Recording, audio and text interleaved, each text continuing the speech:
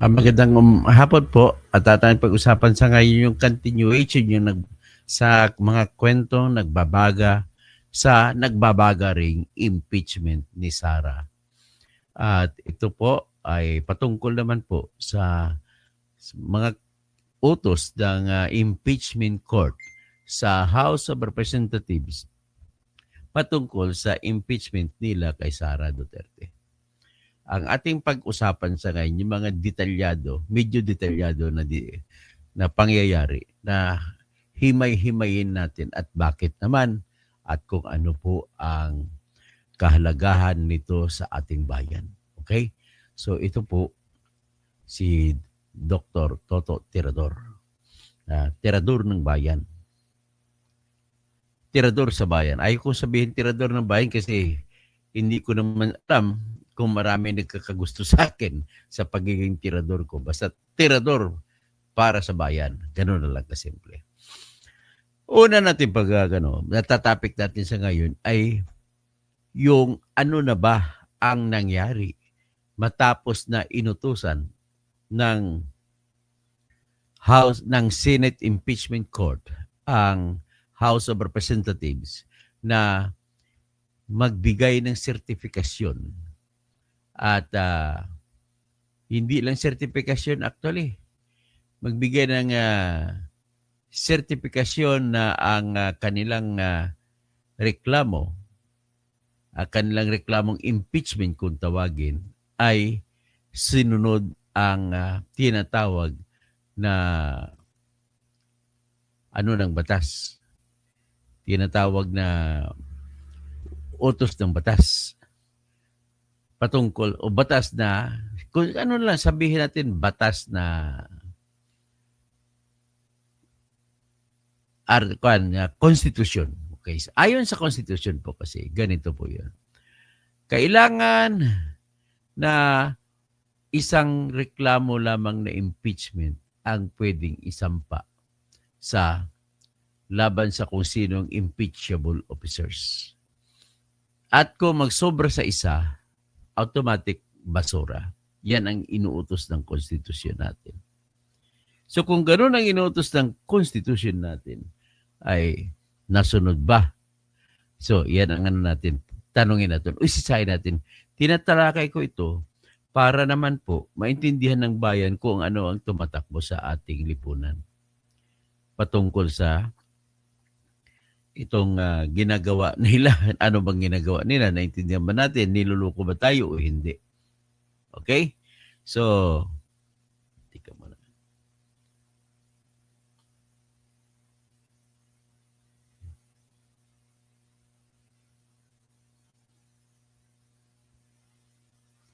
So ngayon, ang ganito ang ating ang ating umpisahan natin. Naalala natin na pinakahuli ay nag-utos ang impeachment court na inutusan ang House of Representatives na magbigay ng sertifikasyon na nasunod ang constitutional law na nagsasabi una doon sa patungkol sa isa lang ba talaga. Kaya, pero sa utos na yun, may iba pang utos. Ang problema dito, bakit nabasa na natin po yung tinatawag ng mga House of Representatives na pagsunod, pagtalima sa utos ng impeachment court, pero hindi pa nila opisyal na tinanggap ang utos ng impeachment court. At bagkus, nagmamayabang pa sila, o sabihin natin nagmamatigas, hindi nagmamayabang, na hindi daw nila tatanggapin yung utos ng impeachment court na ibalik sa kanila ang reklamong sinampa nila doon laban kay Sara Duterte. Yan ang sinabi nila. Ngayon, pag tiningnan mo ang sagot ng ng tinatawag na House of Representatives ay mukhang magkasalungat. Una, gumawa na kayo ng House Resolution number 346 House Resolution number 346 ba yun? Kung hindi ako nagkakamali. Titingnan ko ulit. I-check ko lang. So,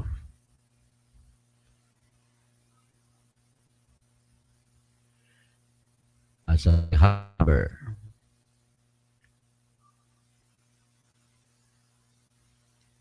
resolution number 2346 na nagsasabi na ina-affirm ng House of Representatives na nasunod nila ang utos ng Konstitusyon noong February 5, 2025.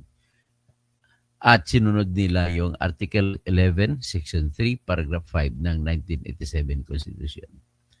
So, ibig sabihin nun, ina-affirm nila na wala silang nilabag sa batas na isang impeachment reklamo lang isang pa. Ngayon, nagbigay sila sa pamamagitan ng tinatawag na resolution number 2346. Pero pag binasa mong resolution nila po, ay simple lamang na sinabi nila, opo, natupad po namin. Pero ano bang utos talaga ng eksaktong utos ng Senado ng impeachment court? Ang eksaktong utos po ng impeachment court ay ilalatag ko rito. Ito po yun. Ito naman hango dun sa actual na kopya ng resolution na tinitingnan natin. Ang tawag ko yung remand order. O yan, nakalagay. Senator Cayetano, no? Move. Sabi niya, number 1, the House of Representatives certify to the non-violation of Article 11, Section 3, Paragraph 5 of the Constitution, which provides that no impeachment proceedings shall be initiated against the same official more than once within a period of 1 year, including the circumstances on the filing of the first 3 impeachment complaints. So, ang utos na una ay kung nasunod ba ng House of Representatives ang utos ng Constitution na walang sobra sa isa na impeachment proceedings ang nagawa nila laban kay Sara sa loob ng isang taon. Bago ko sagutin yan, magtanong muna tayo, ano ba yung tinatawag ni impeachment proceedings? Pag sinasabi po natin na impeachment proceedings, ang proceedings, English po yan. Ang proceedings, yung proseso. Sabihin natin, nakasobrang isang proseso ka ba ng impeachment laban kay Sara? Kasi iyan lang dapat ang masusunod sa loob ng isang taon. So ngayon, knowing the fact na alam naman ng Senado na may nauna pang reklamo ng impeachment na nasampa at yung naunang reklamo ay hindi ngayon yung kanilang sinumiti sa House of Representatives. So ibig sabihin, para maklaro nyo lang, huwag kayo magalit sa Senado kung bakit ganun ang aksyon ng Senado. Intindihin natin muna bago tayo magagalit. Nag-motion po si Bato na i-dismiss, ibasura na. Bagkus, pasalamat kayo sa Senado at hindi dinismiss kasi pwede silang bumuto kaagad-agad na basura na yan. Hindi naman nila ginawa. Bagkus ay sinabihan ni Alan Peter Cayetano na napatunayan ko yung katalinuhan ni Alan Peter Cayetano sa nangyari. Sabi ni Alan Peter Cayetano kay Bato, maghunos dili ka. Huwag natin huwag nating ibasura ito. So gagawin lang natin, ano bang tinanong halimbawa na ni Alan Peter Cayetano si Bato, ano ba ang katwiran mo, bakit gusto mo ipa-dismiss? At pilitin mo na magbuto-buto tayo dito. Kasi pag nagbuto-buto na ang mga senador, pag may 13 buto na kuha si Bato, dismiss na yan. Bagkus, masalamat tayo kay Alan Peter Cayetano tsaka kay Chis at hindi natuloy sa ganun. So, napakawalang utang na loob naman ito sila ni Leila de Lima, sila ni mga kalaban, mga grupo nila, sila ni Shell Jokno. Lami pa mga nagtatawag ng sarili makabayan. Ang unang tanong, makabayan ba talaga kayo? Lumalabas po na hindi kayo makabayan kasi ang nangyari sa inyo, gusto niyo ipalabas na namatay ng impeachment. Hindi pa po namatay. Sinasabi nga lamang dito ng Senado na huwag muna natin patayin ang impeachment. Ang gagawin natin, bigyan natin ng pagkakataon ang House of Representatives na mapatunayan nila na nasunod nga nila yung proseso. So, the impeachment proceedings shall be initiated only once in 1 year against any impeachable officer. So dito, at saka inaprubahan ito ng 18 senador. Ang pag-aproba sa 8 senador, 18 senador ay hindi bilang senador sila, kundi bilang judges. Kasama na si Jesus Escudero dyan. Okay. Tapos, karugtong yan, dahil alam ng mga senador na may sinampa na nauna pang 3 reklamo, gusto nila malaman, ano ba nangyari sa unang 3 reklamo? Bakit tinatago nyo sa bayan? Yan ang parang ibig sabihin ng mga senador. Ngayon, sa pagpalabas ng utos na to, gusto malaman namang ng Senado, bakit, magkano, ano ang mga dahilan, bakit hindi man lang tinakil, hindi sinama sa impeachment complaint itong 3, hindi binanggit. Ngayon, ang sabi naman ni Jesus Escudero tsaka ni Alan Peter Cayetano, hindi natin pwedeng sabihin na basihan natin yung 3 kasi sa ngayon, sabi ni Alan Peter Cayetano, ay wala pa tayong hawak ng kopya ng 3 impeachment complaint. Kailangan natin hawakan ng official copies niyon. So, kaya iyon po ang nangyari. Inutusan nila ang House of Representatives kasi kaduda-duda nga naman talaga. Wala namang problema talagang who else magsasabi na walang kaduda-duda. Bakit gusto niyo tanggapin ito? Tanong ko lang. Ibig po sabihin, kung bakit gusto niyo tanggapin ito, isa lang naman ang gusto niyo eh. Kagaya ito kay Gia, convict Sara Dugas. Bakit mo nasabi na Dugas si Sara? Wala pa nga, hindi pa nga natin nakita ebidensya tapos kinukonvict nyo na. Maging fair naman tayo sa tao. Okay? Kaya halimbawa, ganoon din ang gagawin sa iyo yung Sara Dugas. Na ganoon, Gia, magiging ano ka naman, makatao ka naman. Okay? Hindi ko sinasabi, although naniwala tayo na may nangyari na masama. Pero hanggang doon lang paniwala lang. Pagbigyan natin ng chance ang lahat ng taong inaakusa na magpapatunay kung talaga bang hindi niya ginawa. Okay? Hanggang doon lang po tayo. Hanggang akusasyon pa lang.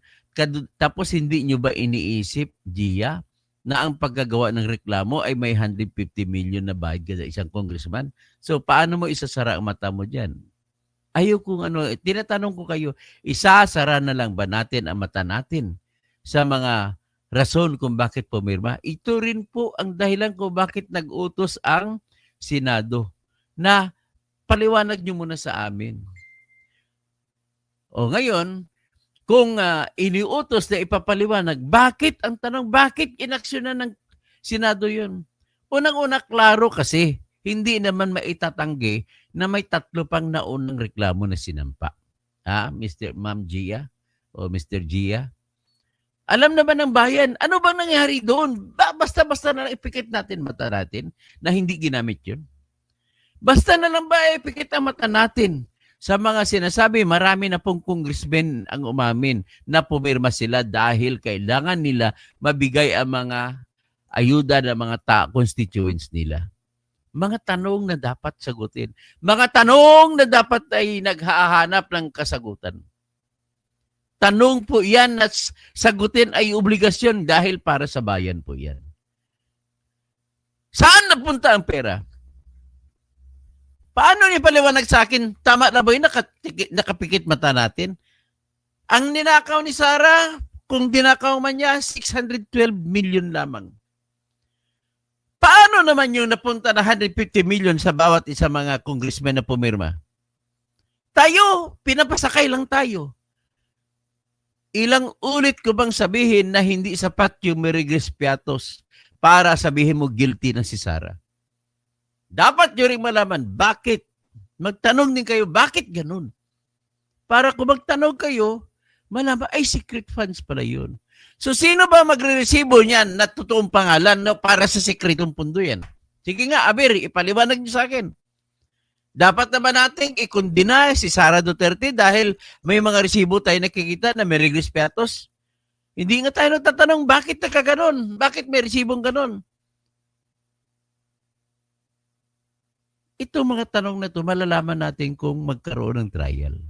Pero, sino pa ngayon ang nag-hijack ng impeachment trial?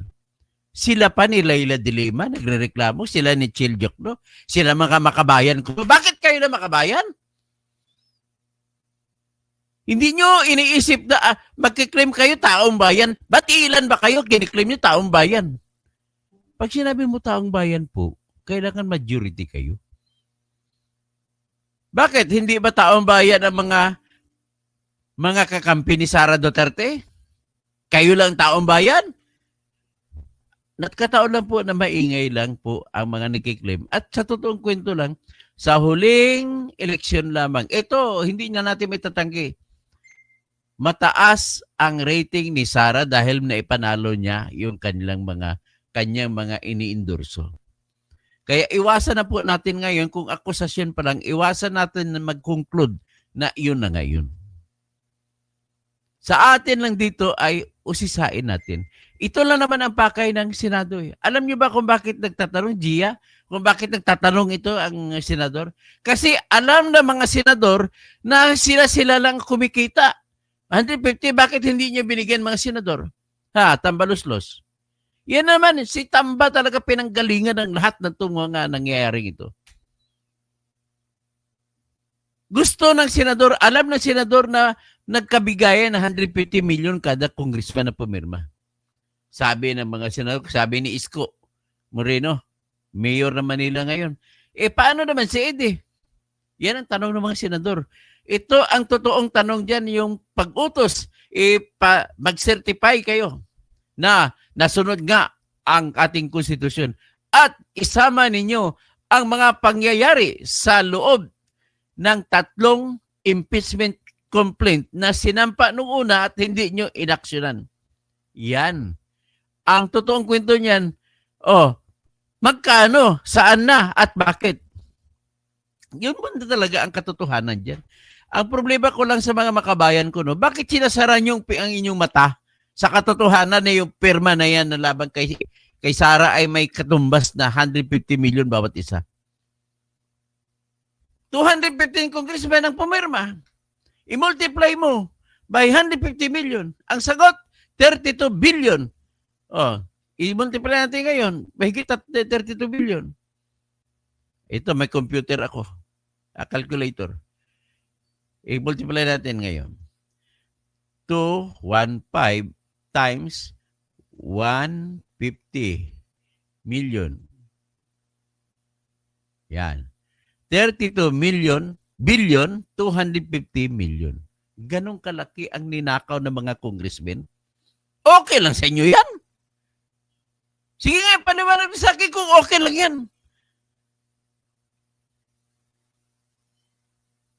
Sige nga, paniwanag nyo. Katumbas ng nawala na kukunti. Tirahin nyo at pumirma yung pinaniwalaan nyo yung 215. Gia, convict. Ba't ka nag-convict ng convict? Wala kang logic dyan, Gia. Pasensya ka na. Ang kritisismo ko sa'yo, wala kang karapatan magsabi convict. Itatry mo na, litisin mo na. Dapat gano'n sigaw mo, lilitisin si Sara at huwag ka magtawag na dugas. Ano bang ebidensya natin na nandugas siya? Ilitisin natin para doon natin malaman. Yun ang isigaw ng bayan. Pero bago litisin, iklaro nyo muna mga congressmen, magkano, ano at bakit kayo pumirma. Yun ang tinatanong dito. At bakit ninyo sinantabi o binaliwala yung naunang 3 reklamo? Na kung totoosin, ang unang 3 reklamo ay beripikado. Yung pang-4 na reklamo ay hindi beripikado. O ipakita ko sa inyo ang utos, bago ko itutuloy, basahin ko muna uli ang utos ng Senado na dapat sundin. Walang choice ang congressman dito. Dapat na sagutin. Sabi nila, the House of Representatives certify to the non-violation of Article 11, Section 3, Paragraph 5 the Constitution, which provides that no impeachment proceeding shall be initiated against the same official more than once within a period of 1 year, including the circumstances on the filing of the first 3 impeachment complaints. Yan po ang napakatinding utos. Tanggalin muna natin sa screen yan.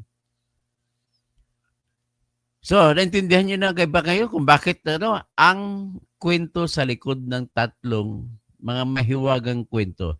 Sabi ni Leila de Lima, tinawag niyang impeachment court na korte ng kababalaghan. Ito po yung kababalaghan, Miss de Lima. Mr. Cheljuk, no? Sino pang iba? O kay Mr. Ronald Llamas. Sir Ronald, mali man po ibang sinasabi nyo na mali po para sabihin unconstitutional ang ginawa ng Senado. Anong ibig po sabihin ng unconstitutional para maintindihan ninyo? Pag tinawag ang isang bagay na unconstitutional, iyon ay tahasang nilabag ang konstitusyon. Tanong, bago ko sagutin yung tatlong yon, bago ko ipakita yung ibang reklamo, ang tanong muna ako sa inyo. Nilabag ba ng Senado bilang impeachment court, bilang korte, ang pag-utos, ang konstitusyon sa pag-utos na ipaliwanag o ipasertify ninyo, patunayan ninyo na hindi ninyo nilabag ang batas na bawal sa sobra sa isa na reklamo isampa ninyo sa isang tao, sa loob ng isang taon. Knowing the fact, ipaliwanag nyo rin na may 3 pang naunang reklamo. So paano ngayon magja-jive? Ang tanong ko, labag ba sa konstitusyon yan? Ang sagot ko, hindi po labag sa konstitusyon ni Mr. Ronald Llamas. Mr. Hidarian, hindi po labag sa konstitusyon. I dare say, kahit sa mga yung tatlong gumawa kuno ng konstitusyon na si Mr. Former Justice Adolfo Ascuna. Kasama dyan si Christian Munsud na abogado at siya isa rin sa gumawa ng konstitusyon. Kasama dyan si Attorney Rene Sarmiento na tinatanong ko. Paano ninyo sabihin, kasi si Padre Robert Reyes, bakit mo sasabihin na unconstitutional yung ginawa ng Senado sa pag-remand at paggingi ng sertifikasyon? Masasabi mo lamang po yan kung may utos sa ating konstitusyon na nilabag. Ngayon, may utos ba ang konstitusyon na bawal gawin ang remand? Wala po. Wala. Ngayon, ang inyong theory ng inyong argumento, at dahil hindi nakalagay sa konstitusyon, ay hindi nyo pwede gawin. Mali po yun. Hindi naman exercise of power ang nangyari, kundi nagtatanong lang ang Senado. Na bago nila exercise ang power ng Senado sa pagtatrial, ay kailangan i-assure nyo muna sa amin na yung reklamo na sinasampa nyo rito ay verified. Inuutos ng kugne ng ating verified complaint. So, sa pagtatanong, paano malaman pala na verified ang complaint? Kailangan malalaman ngayon ng House ng Senate Impeachment Court na verified dito kung mag-certify una ang congressman. At magpaliwanag sila ang mga tambaluslos group, sila ni Luistro, magpaliwanag sila ano ang sirkumstansya, anong nangyari sa 3 naunang reklamo. Kasi kung makikita ng Senado ngayon na nilabag ninyo ang konstitusyon sa unang 3 reklamo, iba basura, hindi na ngayon tatanggapin ng Senado, ng Senate Impeachment Court, iba basura. Pwede nang ibasura ang 4th impeachment complaint. Ganun pong ibig sabihin yan. Kaya hindi natin pwede masisisi ang Senado na maghanap. Bakit ka magsasampagat sa trial kung ang mga reklamong sinampa sa iyo ay puro lamang pangharas, pamumulitika? Dapat pamumulitika na maayos, hindi yung hindi maayos. Di ba? Ganun na po kasimple yan na kailangan na sa ayos ang lahat. Bakit tatanggapin ng Senate yung alam naman ng Senado kasi na nagkabigayan ng pera? Kaya naghahanap ng certification of pruweba ang Senado na ang inyong reklamo ay lehitimo. Paano maging lehitimo kung mali-mali pa ang verifikasyon? Kaya yan po tanong. Kaya sinasagot ko na ngayon, lahat-lahat kayo nagsasabi na unconstitutional ang pag-remand ay mali po kayo. Maling-mali kayo. Kasi walang nilabag sa Constitution ang pagre-remand ng kaso, pagbabalik ng reklamo sa House of Representatives. Hindi nga nakabanggit sa Constitution yan, pero hindi naman nakabanggit na hindi i-remand. Kumbaga, pag ikaw judge, bago ka magbigay ng iyong hatol, alamin mo muna kung didiretso ka ba maglilitis o hindi.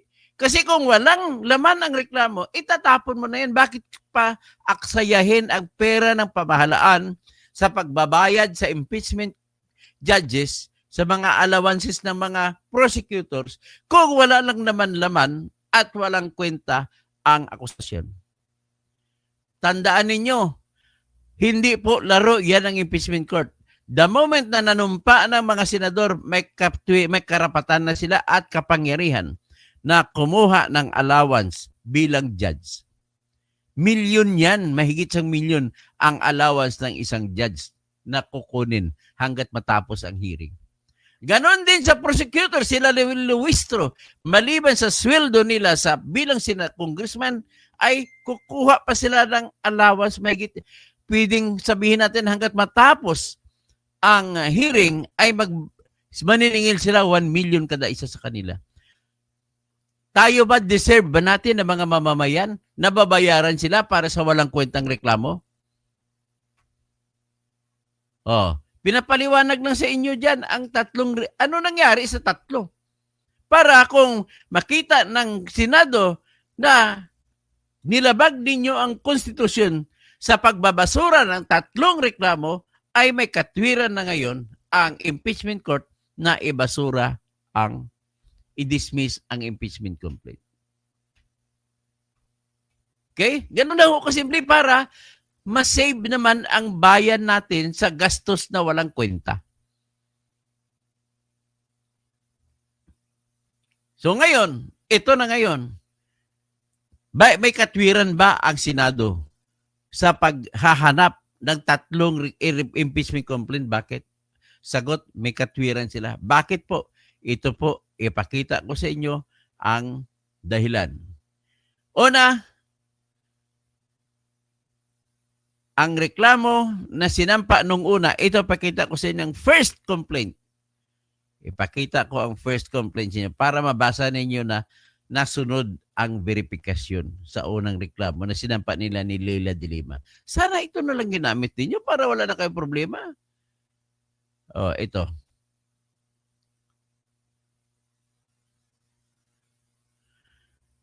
Nakita niyo yan? Yan ang verification sa naunang reklamo. Para makita niyo yan ang naunang reklamo. Bakit? Ano nakalagay ito? Si I. Rowena Amon, Filipino of legal age with postal address at blank, after being sworn to in accordance with law, hereby depose and state. Ito yung isa sa nagreklamo. I am one of the complainants in the above entitled complaint for impeachment against the Honorable Sara Z. Duterte. Number 2, I have caused the said complaint to be prepared and have read the contents thereof. Number 3, and the allegations therein are true and correct of our own personal knowledge and based on authentic records. Signed, Rowena Amon. Yan po ang at least pasado na pwedeng sabihin natin na verified na ang reklamo. Ito pong unang impeachment complaint, verified siya. Nakita na natin lahat doon na pumirma na reklamador, nagreklamo, ay ito sila, pumirma sila. Ayan, nakita ninyo.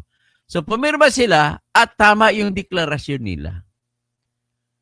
Ang kanilang ground 1, that respondent is guilty of culpable violation of the Constitution and of graft and corruption. Number 2, that the respondent, si Sara Duterte, is guilty of bribery and or culpable violation of the Constitution. Number 3, that the respondent, Sara Duterte, is guilty of betrayal of public trust. Number 4, that the respondent, Sara Duterte, is guilty of other high crimes. Yan. Di ba yung binanggit ng nauna dito, pareho din sa binabanggit ngayon na bagong complaint? O tingnan nyo. Ito yan. Statement of facts. Yan ang title niya. The House of Representatives in the matter of the verified complaint for impeachment against the Vice President, Honorable Sara Zimmerman Duterte. Verified complaint for impeachment. Ito po yung unang reklamo. Wala tayong question na yung unang reklamo ay nakapasa. Pasado. Bakit naman ninyo hindi binigyan ng pagkakataon ito? Yan ang tanong ng Senado kung bakit nagpalabas ng remand order at naghingi ng sertifikasyon. Ipaliwanag ninyo ito ayon po sa Constitution para makita niyo na hindi po ako nag-imbento. Ida-download ko ngayon ang 1987 Constitution at ipakita ko sa inyo dito kung ano ang hinahanap ng Constitution para sa isang tama na impeachment complaint. Ito po yun.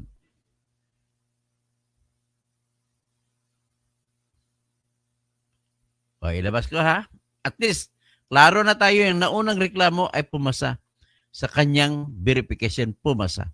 O, ito na ngayon. Ipakita ko ngayon ng Constitution.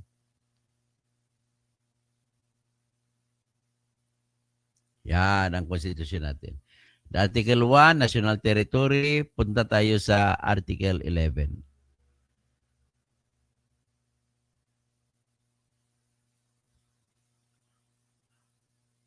Ito, Article 11. Dito tayo sa impeachment. The House of Representatives shall have the exclusive power to initiate all cases of impeachment. O, nakikita nyo yan? Naka-highlight ha. Tapos, punta tayo dito sa number 5. No impeachment proceeding shall be initiated against the same official more than once within the period of 1 year. So ito ang hinahanap ngayon ng Senado na dapat ipatupad ng Senado sapagkat utos sa Konstitusyon na wala. So kailangan ng Senado na baka siguro na iisa lamang ang reklamo. Sa katotohanan na alam ng Senado na 4 ang lahat ng reklamo na sinampa at isa ang pinadala nyo sa Senado. Yan po, may katwiran talaga Mr. Ronald Llamas ang Senado na umaksyon kasi ang the power to try, it also includes the power to inquire whether that case can be proper for trial. Ganun na po. Pwede ba nating i-trial ito? Kasi utos sa amin ng Constitution dito sa number 4, in case the verified complaint, kailangan ng complaint verified. So, ibig sabihin, pinakita ko yung unang complaint ay verified. So, in case the complaint is verified and it is signed by 1/3, at least 1/3, forthwith, ibig sabihin, kagad-agad, yun ay simulan na ng Senado ang trial. Kaya lang, pag sinabi mo ang trial, kasama po dyan yung the power to dismiss because the complaint does not conform with the form or with substance. Pwedeng gamitin ng Senado yung ganong katwiran para lamang masigurado na hindi balahura ang reklamong impeachment na sinampa sa kanila. At para naman masave ang ang mga taong bayan sa kanilang mga pera para isweldo sa mga walang kwentang trabaho. Kada impeachment judge na sisweldohan natin 1 milyon. Payag ba kayo gagastos kayo 1 milyon sa walang kwentang reklamo? Yan po ang puntos dito. Kailangan na ng Senado makasiguro kasi ayaw nila nagagastos ang pamahalaan na tag 1 million minimum. Halos kada isang akala niyo ba hindi na sila sweldohan dahil mga senador sila? Hindi. Iba yan, allowance pa nila bago yan. At saka yung mga impeachment prosecutor at yung mga i-hire nila na mga private ng mga attorneys ay magbabayad din sila. Saan kukunin yan? Sa kaba ng bayan. Sa kaba ng bayan mo. Na kayo na tinuturo ko. Payag ba kayo sa ganung sitwasyon? So, pinakita ko na sa inyo ngayon yung obligasyon at sinasabi ko, tahasan ko sinasabi na mali silang lahat sa pagsasabi na ang obligasyon ng Senado ay lilitis na lamang at hindi man lang tanongin kung dapat ba kalitis-litis yung reklamong pinadala ninyo. Ang gusto na nila mangyari na gagastos na lang ang bayan natin, kaban ng bayan natin, magbabayad tig 1,000,000 bawat 24 na senador. Para lang sa trial na yan. Ang ibabayad dyan, allowances lahat at lahat ng gastos. Tapos, ang lahat ng mga papel dyan, mga testigo, babayaran pa ng Senado yan. Lahat. Mga papel na gastos, ilang rim kayo ng papel dyan ang kakailanganin gagastusin. Mag-hire pa sila ang Senado ng mga transcribers o stenographers para bawat ibibigkas mga sa mga pagtatrial, paglilitis ay meron pa silang AI na gagamitin. Meron mong gastos na yan. Tapos sila naman ng mga congressmen na mga prosecutor, may allowances na sila, minimum yan, 1 million kada isa sa kanila. Kaya atat na atat si Jinky Luistro umupo, pati si Leila de Lima, pati si Chil Jokno. Kasi may kikitain sila dyan. At sa bawat gastos ng mga testigo na kanilang kausapin, magbabayad ang pamahalaan natin. Para lang sa walang kwentang reklamo. Alam naman natin ang kawatan dyan, mga congressmen. Kawatan din si Sara, sabihin ko na. Kawatan kayo lahat. So sinong kawatan ang ating pagbibigyan? Ganun lang po ang aking puntos dyan na hindi po labag sa konstitusyon ang ginawa ng Senado. Bagkus, nangangalaga, iniingatan ng Senado ang diskarte para lamang masiguro sila na may katuturan ng lahat at hindi masasayang ang pera ng bayad na igugugol, ibabayad sa mga allowances ng mga senador na magiging judges. 24 sila. At mga allowances ng mga congressmen na magpapapil, masasali sa impeachment. Ganun po. Yun, hindi nyo ba naintindihan ang gastos sa galaking gastos nito?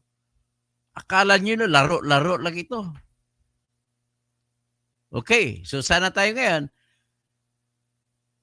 Naipakita ko na yung una sa tatlong impeachment complaint na beripikado, na sunod ang konstitusyon. Ipakita ko naman ngayon yung reklamo na sinampa, opisyal na sinampa kay Sara Duterte. Tingnan nyo kung sumunod ba.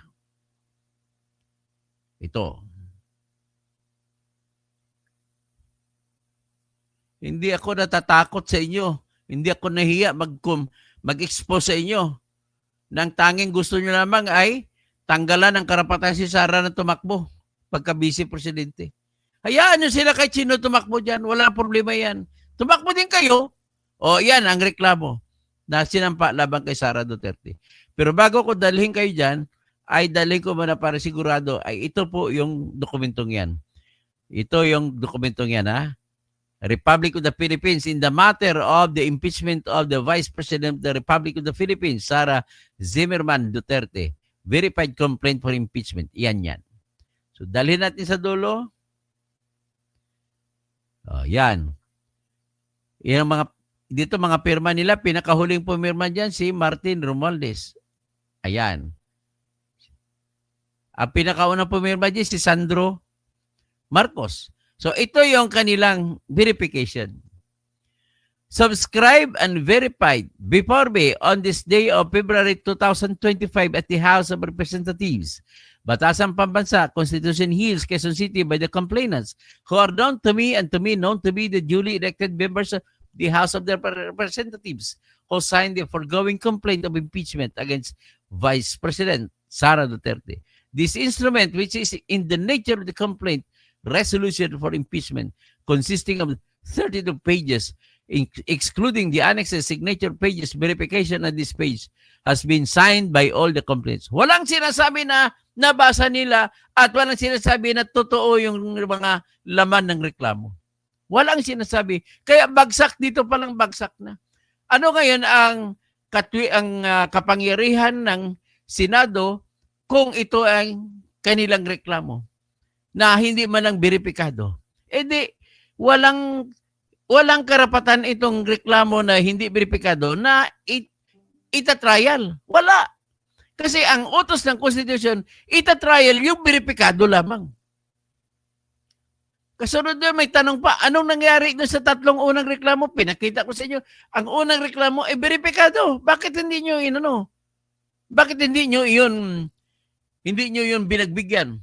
Anong nangyari? O ito naman.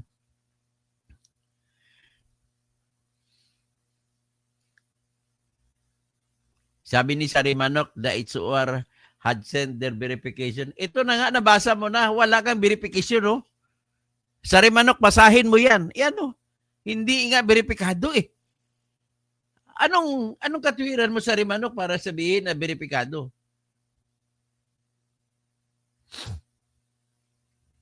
Oh, inaakusahan pa ako ni Sari Manok na twisted. Sari Manok, ipakita mo bang totoong pangalan mo? Ito, si Francisco Monton, basahin ko. Hindi po engineer, ask ko lang yung witnesses na inimbita sa House hearing sa Quadcom. Sino ang magbabayad? Siyempre, gastos ng tao yan. Lahat ng Quadcom na hearing, bayad ng gastos yan, bayan yan.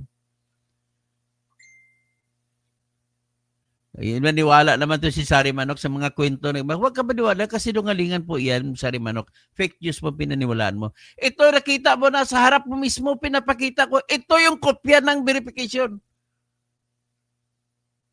Yan. Ngayon ko hindi ko maniwala dyan. Hindi ko na kumaalam kung bakit. Pasensya ka na, Sari Manok, ha? Kung ikaw na pagdiskitahan ko. So, next, ano ang proseso ng, balik ko kayo sa konstitusyon. Ano ang proseso na gagawin ng ating House of Representatives sa kasakaling may reklamo na impeachment isasampa? Ito po yun ang proseso. Basahin natin ang konstitusyon para sabihin niyo hindi ako naggumagawa-gawa kagaya kay Sari Manok. Hindi ako gumagawa-gawa ng kwento. So, yan nakalagay po sa Article 11, Section 3. The House of Representatives shall have the exclusive power to initiate. Pag-initiate lang sila. Next is a verified complaint. Kailangan verifikadong complaint for impeachment. Sabi, may be filed by any member of the House of Representatives or by any citizen. Kung citizen magsampa, kailangan may resolution ang isa, kahit isa congressman lang. At ito ay isama sa order of business. Tatalakayin kagad within 10 session days. At ipadala sa proper committee within 3 session days. Pagkatapos na natatalakayin. So ano ba yung proper committee? Normally, yan po. Kung gusto sasabihin ng plenaryo, pagbigyan natin, sige ipasa sa proper committee. Ipasa sa Justice Committee. Para yung Justice Committee ang maghanap ng imbestiga kung talaga may katuturan ba ang reklamong impeachment. So, ganun pala, 10 days, ibigay. Ang tanong, bakit naman sa 3? Sari Manok, sagutin kita, napatanongin kita, bakit hindi pinatakbo? Bakit hindi binigyan ng pansin ng House of Representatives yung 3 unang reklamo na sinampa noong December 2, December 4, at saka December 19? Si Sari Manok, alam mo, Sari Manok, pinagtatawanan ka ng mga nakabasa ng ano mo dyan. Mga kwento mo, wala yan. Hindi totoo yan. Sabi mo, mali ka, Tuto Kausig. The act of the Senate is not merely the question. Mali yan. You are nothing. I'm sorry to tell you. Pero pasalamat pa rin ako nakikinig ka rito. But then, let me tell you, mali ka po ang paniwala. Fake news po ang sinasabi nyo. Okay? Ito na, pinapakita ko sa inyong ebidensya. Ang tanong lamang ng Senado rito, anong nangyari sa 3 naunang reklamo? Bakit hindi nyo inaksyonan? Nag-uutos pa naman ang konstitusyon na 10 session days ay aksyonan ninyo. At sa loob ng 3 session days, pagkatapos nun maibigay sa Senado, sa plenaryo ng House, ay dapat aksyonan ninyo. Ang tanong, bakit? Bakit? Hindi mo naman sagot yan, Sari Manok. Ibig sabihin po, walang nilabag na constitutional provision ang Senado sa pagre-remand, pagbabalik, at paghingi ng pruweba pa. Asan yung pruweba? Na ito dapat ililitisin natin. At nakita naman natin na nilabag ng House of Representatives, ang utos na 10 araw ay aksyonan ang verified complaint. Verified pa naman ang reklamo nila. Hindi kagaya sa sinampa nila, hindi verified. Okay, hanggang dyan lang muna tayo at mahaba-haba na to. Sige naman. Basta, don't you worry, Sari Manok, kaibigan pa rin kita. Huwag kang pati si Gia, kung ganong galit kay Sarah ito, kaibigan ko pa rin ito. Kasi lagi ito nanonood sa akin. Okay?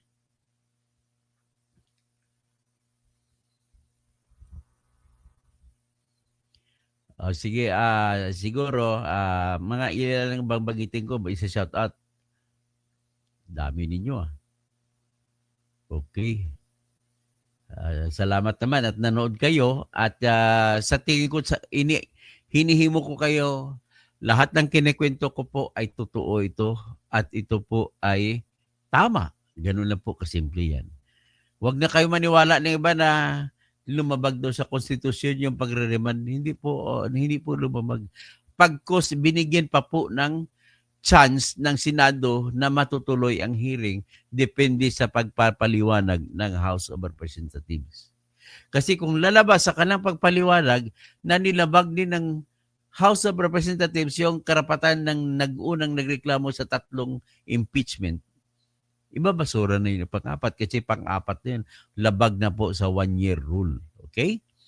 Sa 1 year, dapat isang reklamo lang ang pwedeng kakaililitisin. So sabi naman ni Bibilin 10, the fact the impeachment was born out of Congress bribery. Tama, bribery talaga, 150 million kada isa. Maray na hapon at Pinyetor. Von Ryan, House must transmit the 3 more impeachment. Dapat isumitin nila ang kopya ng 3 pa para malaman ng Senado paanong action gagawin nila. So, Merjan Distresa, masyado po, attorney, pagkaabalahan ang impeachment kay BP Sara. Pero para sa aming mga mahirap, wala naman po kaming mapapala dyan. Okay, tama nga, dapat nga naman. O diretso lang tayo. Sa dulo ay si Richard Mayormita, shout out na lang sa anak ko dyan, kay John Michael. Birthday niya, June 14. Wow. John Michael, happy birthday in advance. Si Bebet Rodriguez, Renato Solomon, hindi lang acting judge ang mga senator, sila po ang sole judge. Tama, sole judge, hindi acting. Sila, presiding judge sila lahat. Kasi judge sila, hindi sila acting. Yung acting, hindi ka doon sa korte na yon, kundi pinasok ka lang temporary. Hindi sila temporary, permanent judge sila sa impeachment ni Sara. Okay? So, Paye Perlas, happy to be able to catch your vlog. Salamat naman po, Bebe Trijunan. Tapos si Renato Solomon, walang naniniwala sa kanila, Toto. Dami nanood sa iyo. 5 lang yata sila ng bulag. Mel Baruelo, ang ganda ng pagpaliwanag motor ni Toto. Salamat at na-educate mo kami. Hindi ko pa pinagsabi niya kung totoo hindi ang kay Sara. Ha? Akusasyon lamang kay Sara. Wag niya. Wala yon. Ang aking proseso lang. So, Father, Dr. To, paano yung gusto nilang pabuksan ang bank account? Walang problema. Huwag muna natin pag-usapan yan. Dito lang muna tayo. Si Sara Manok, no offense. Po, wala ka sana mapatsinsya mo rin ako, Sara Manok, sa mga nasabi ko. This is only educational. Mas gusto ko rin nagtatanong ka o na kumukontra ka dahil sa pagkontra mo, napilitan tuloy ako magpapaliwanag. At maraming nakakarinig, maraming nakakaalam. Salamat, Sara Manok. Puga Baker, magandang paliwanag, tirador, Dr. Engineer Atty. Toto, natabunan na ang issue sa nakaraang eleksyon. Tama po. Jason, magaling ka, sir. Salamat naman po at nagalingan kayo. Si Gregorio Babaran, lagi ito nanonood, no? Tapos, Secret, gusto mo maniwala kami sa iyo? Sabi ni Secret. Ano ba? Asan ba sinabi ni Secret? Never. Never. Wala po problema kung hindi ka naniwala, Secret. Nasa yun, cargo de konsensya mo na yan. Risgo mo na yan. Drawback by Brano, kawawa si Sarman ginawang Leo Flores, Sari Manok, huwag ka na si Ben Declamador. So pinariman na yan, i-verify na yan ng HOR, matutuloy na ang trial. Pag matapos ma-verify nila, tutuloy na po trial. Kaya don't worry. Lahat ng anti o for kay Sara ay doon matutunghayan natin yan kung matutupad na po yung hinahanap ng Senado. Kaya huwag kayo maniwala dyan, galit lang yan si Leila de Lima. Yung galit ninyo, huwag mo ilagay dito. This is a regular exercise. Political exercise man ito, pero may pagkamistiso na dapat lagyan din ng ebidensya. Okay? So, hindi ko paniwalaan ang sinabi mo, Jeya, kasi mali po 'yan. Ito sinabi ni Jeya. Mas walang karapatan ang Senado i-dismiss hindi pa po na-dismiss 'yan. Binibigyan pa ng chance. Okay? Very clear naman, hindi binismiss. Good P. Major, ask ko yung mga witnesses yung mga witnesses pala. Wala pa tayo sa testigo. Renato Solomon, tumakbo sila ng eleksyon, hindi yung magnanakaw na posisyon. Dapat ka po. Hanggang dyan lang muna. Si Ginalyn Isaac, yung kay Corona, na-impeach dahil laki ang binayad. Laki ang ginastos. Hindi, maliban sa binayad ni Noynoy, may binayad na official na bayarin. Okay? Maraming salamat po sa lahat.